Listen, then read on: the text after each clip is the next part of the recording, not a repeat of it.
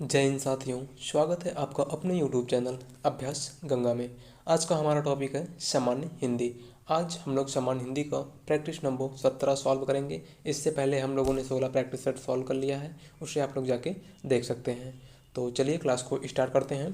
आज का हमारा पहला क्वेश्चन है, निम्नलिखित युग्मों में से कौन सा युग्म गलत है। ऑप्शन ए अवधी पूर्वी हिंदी, ऑप्शन बी ब्रजभाषा पश्चिमी हिंदी, ऑप्शन सी भोजपुरी पूर्वी हिंदी या फिर ऑप्शन डी खड़ी बोली पश्चिमी हिंदी। आपको बताना है कि इन चारों में से कौन सा विकल्प गलत है। क्या हो जाएगा यहाँ पे? तो यहाँ पे हमारा करेक्ट आंसर हो जाएगा ऑप्शन सी भोजपुरी और पूर्वी हिंदी, क्योंकि भोजपुरी पूर्वी हिंदी के अंतर्गत नहीं आता है, भोजपुरी बिहारी हिंदी के अंतर्गत आता है। ठीक है, अगला क्वेश्चन है, निम्नलिखित में से कौन सा शब्द समूहवाचक संज्ञा नहीं है। ऑप्शन ए सभा, ऑप्शन बी कक्षा, ऑप्शन सी भीड़ या फिर ऑप्शन डी दौड़। आपको बताना है कि इन चारों में से समूहवाचक संज्ञा कौन सी नहीं है। तो यहाँ पे हमारा करेक्ट आंसर हो जाएगा ऑप्शन डी दौड़। क्या हो जाएगा? दौड़। अगला क्वेश्चन है, सप्ताह में 7 दिन होते हैं, प्रस्तुत वाक्य में दिन शब्द है। ऑप्शन ए पुल्लिंग, ऑप्शन बी स्त्रीलिंग, ऑप्शन सी उभयलिंग या फिर ऑप्शन डी इनमें से कोई नहीं। क्या होगा यहाँ पे? तो यहाँ पे हमारा करेक्ट आंसर हो जाएगा ऑप्शन ए पुल्लिंग। क्या हो जाएगा? पुल्लिंग। अगला क्वेश्चन है, उत्तम पुरुष सर्वनाम के भेद का एक प्रकार है। ऑप्शन ए निजवाचक, ऑप्शन बी पुरुषवाचक, ऑप्शन सी संबंधवाचक या फिर ऑप्शन डी निश्चयवाचक। आपको बताना है कि उत्तम पुरुष सर्वनाम किसका भेद है। इसका करेक्ट आंसर हो जाएगा ऑप्शन बी पुरुषवाचक, पुरुषवाचक सर्वनाम का भेद है। ठीक है, अगला क्वेश्चन है हमारा, सालों बाद उसका प्रवासी पति लौटा, इस वाक्य में कौन सा शब्द विशेषण है। ऑप्शन ए लौटा, ऑप्शन बी पति, ऑप्शन सी प्रवासी या फिर ऑप्शन डी सालों। यहाँ पे आपको बताना है कि कौन सा शब्द विशेषण है। तो इसका सही उत्तर हो जाएगा ऑप्शन सी प्रवासी। क्या हो जाएगा? प्रवासी। अगले क्वेश्चन की बात करते हैं, मीरा जोर से हंसी, यह वाक्य किस क्रिया का समुचित उदाहरण है। यहाँ पे किस कर लीजिएगा, मिस्टेक हो गया है। ऑप्शन ए अकर्मक, ऑप्शन बी प्रेरणार्थक, ऑप्शन सी द्विकर्मक या फिर ऑप्शन डी सकर्मक। क्या हो जाएगा यहाँ पे? तो यहाँ पे हमारा करेक्ट आंसर हो जाएगा ऑप्शन ए अकर्मक। कैसा वाक्य है? अकर्मक है। ठीक है, अगला क्वेश्चन है, लोग बड़ी बड़ी गाड़ियाँ लेकर आ रहे थे, वाक्य का काल पहचानिए।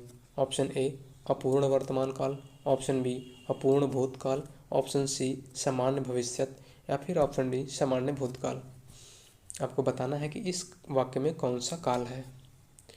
क्या हो जाएगा यहाँ पे? तो यहाँ पे हमारा करेक्ट आंसर हो जाएगा ऑप्शन बी अपूर्ण भूतकाल। ठीक है, अगला क्वेश्चन है, अमी का तत्सम रूप है। ऑप्शन ए अमी, ऑप्शन बी अमृत, ऑप्शन सी अमृत या फिर ऑप्शन डी अमी। आपको बताना है कि अमी का तत्सम रूप क्या होगा। तो यहाँ पे हमारा करेक्ट आंसर हो जाएगा ऑप्शन बी और सी दोनों हो जाएगा। ठीक है, क्योंकि मिस्टेक हो गया है, दोनों अमृत हो गया है। अगले क्वेश्चन की बात करते हैं, आकाश का पर्यायवाची शब्द नहीं है। ऑप्शन ए गगन, ऑप्शन बी नभ, ऑप्शन सी अंबर या फिर ऑप्शन डी अवनी। आपको बताना है कि आकाश का पर्यायवाची कौन सा नहीं है। क्या हो जाएगा यहाँ पे? तो यहाँ पे हमारा करेक्ट। अगला क्वेश्चन है, अवर का विलोम शब्द है। ऑप्शन ए लघु, ऑप्शन बी प्रवर, ऑप्शन सी सुअर या फिर ऑप्शन डी कनिष्ठ। आपको बताना है कि अवर का विलोम शब्द क्या होगा। तो यहाँ पे हो जाएगा ऑप्शन बी प्रवर। क्या हो जाएगा? प्रवर। अगले क्वेश्चन की बात करते हैं। अगला क्वेश्चन है हमारा, सुधा का अनेकार्थक शब्द क्या है।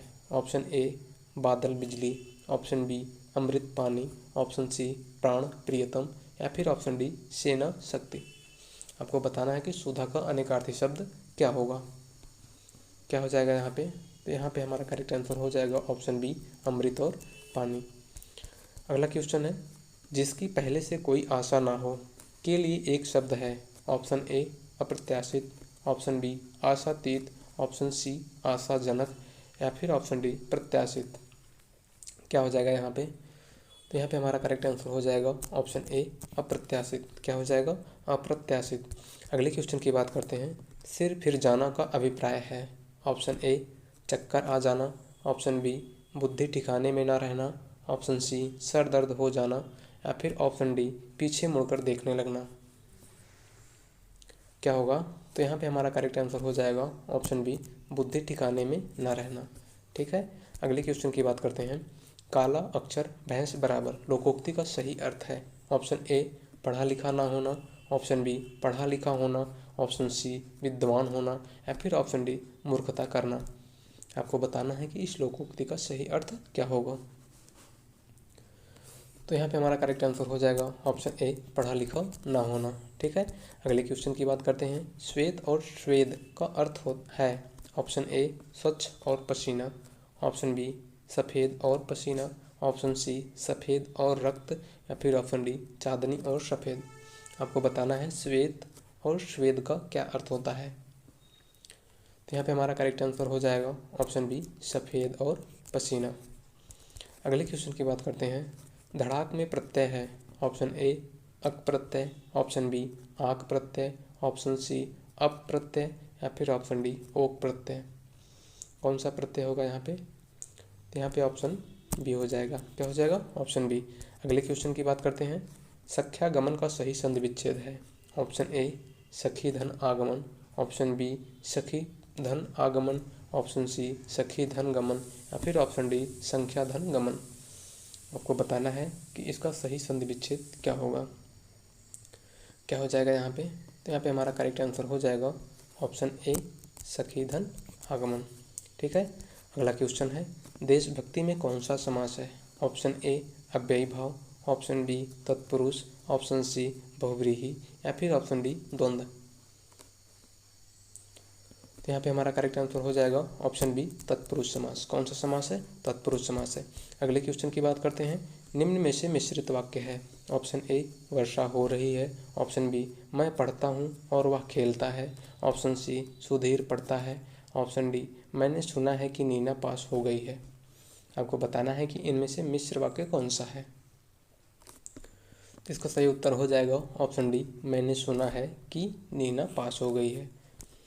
अगला क्वेश्चन है। निम्न में से शुद्ध वाक्य चयन कीजिए। ऑप्शन ए, कृपया करके खुले पैसे दें। ऑप्शन बी, कृपया खुले पैसे देने की दया करें। ऑप्शन सी, कृपया खुले पैसे दें। या फिर ऑप्शन डी, कृपया करके खुले पैसे देने की कृपा करें। आपको बताना है कि इन चारों में से शुद्ध वाक्य कौन सा है। इसका करेक्ट आंसर हो जाएगा ऑप्शन सी, कृपया खुले पैसे दें। ठीक है, अगले क्वेश्चन की बात करते हैं। निम्नलिखित में से शुद्ध वर्तनी वाला शब्द कौन सा है? ऑप्शन ए, उत्तरदायी। ऑप्शन बी, उत्तरदायी। ऑप्शन सी, उत्तरदायी। या फिर ऑप्शन डी, उत्तरदायी। क्या हो जाएगा यहाँ पे? तो यहाँ पे हमारा करेक्ट आंसर हो जाएगा ऑप्शन बी, उत्तरदायी। अगला क्वेश्चन है। किस छंद में 26 मात्राएं होती हैं तथा 14 और 12 पर यति होती हैं? ऑप्शन ए, वीर। ऑप्शन बी, सोरठा। ऑप्शन सी, गीतिका। या फिर ऑप्शन डी, छप्पय। आपको बताना है कि किस छंद में 26 मात्राएं होती हैं और 14 और 12 पर यति होता है। तो यहाँ पे हमारा करेक्ट आंसर हो जाएगा ऑप्शन सी, गीतिका। किस में होता है? गीतिका में। अगला क्वेश्चन है। सोहत ओढ़े पीत पट, श्याम सलोने गात, मनो नीलमणि शैल पर आतप प्रयोग प्रभात। प्रस्तुत पंक्तियों में कौन सा अलंकार है? ऑप्शन ए, अनुप्रास अलंकार। ऑप्शन बी, उपमा अलंकार। ऑप्शन सी, रूपक अलंकार। या फिर ऑप्शन डी, उत्प्रेक्षा अलंकार। क्या हो जाएगा? तो यहाँ पे हमारा करेक्ट आंसर हो जाएगा ऑप्शन डी, उत्प्रेक्षा अलंकार। कौन सा अलंकार है? उत्प्रेक्षा अलंकार। अगले क्वेश्चन की बात करते हैं। निम्नलिखित में से कौन ज्ञानाश्रयी शाखा के कवि हैं? Option A, Surdas. Option B, Malik Muhammad Jayasi. Option C, Kabirdas. या फिर ऑप्शन डी, तुलसीदास। आपको बताना है कि इन चारों में से ज्ञानाश्रयी शाखा के कवि कौन हैं। तो इसका करेक्ट आंसर हो जाएगा ऑप्शन सी, कबीरदास। अगर सूरदास की बात करें तो यह कृष्ण काव्यधारा के कवि हैं। मलिक मोहम्मद जायसी प्रेमाश्रयी काव्यधारा के कवि हैं। और तुलसीदास रामाश्रयी काव्यधारा के कवि हैं। ठीक है, अगला क्वेश्चन है हमारा। सदल मिश्र की रचना है। Option A, Prem Sagar. Option B, Nasiketopakhyan. Option C, Gora Badal की कथा। या फिर ऑप्शन डी, रानी केतकी की कहानी। क्या होगा यहाँ पे? तो यहाँ पे हमारा करेक्ट आंसर हो जाएगा ऑप्शन बी, नासिकेतोपाख्यान। अगर हम प्रेम सागर की बात करें तो यह लालू लाल की रचना है। गोरा बादल की कथा जेठमल की रचना है। और रानी केतकी की कहानी हिंसा अल्लाह खां की रचना है। ठीक है, अगला क्वेश्चन है हमारा। खड़ी बोली हिंदी की उत्पत्ति हुई है। ऑप्शन ए मागधी अपभ्रंश से, ऑप्शन बी अर्धमागधी अपभ्रंश से, ऑप्शन सी सौश्रेणी अपभ्रंश से, या फिर ऑप्शन डी पैचासी अपभ्रंश से। आपको बताना है कि खड़ी बोली हिंदी की उत्पत्ति किस अपभ्रंश से हुई है। क्या हो जाएगा यहाँ पे, तो यहाँ पे हमारा करेक्ट आंसर हो जाएगा ऑप्शन सी सौश्रेणी अपभ्रंश से। अगला क्वेश्चन है, सुमित्रा नंदन पंत को किस कीर्ति पर ज्ञानपीठ पुरस्कार मिला था। Option A Swarnadhool, option B Lokayatan, option C Yugvani, या फिर ऑप्शन डी चिदम्बरा। क्या हो जाएगा, तो यहाँ पे हमारा करेक्ट आंसर हो जाएगा ऑप्शन डी चिदम्बरा। किस पे मिला था, चिदम्बरा पे। कब मिला था, 1968 में। अगले क्वेश्चन की बात करते हैं, हिंदी दिवस कब मनाया जाता है। Option A 14 October, option B 14 सितंबर, ऑप्शन सी 11 जून, या फिर ऑप्शन डी 15 सितंबर। क्या होगा यहाँ पे, तो यहाँ पे हमारा करेक्ट आंसर हो जाएगा ऑप्शन बी 14 सितंबर। ठीक है, तो आज की हमारी क्लास यहीं समाप्त होती है। आप लोग बताइएगा कि आप लोगों ने 30 में से कितना सही किया। मिलते हैं अगले प्रैक्टिस सेट में। आज के लिए बस इतना ही, धन्यवाद।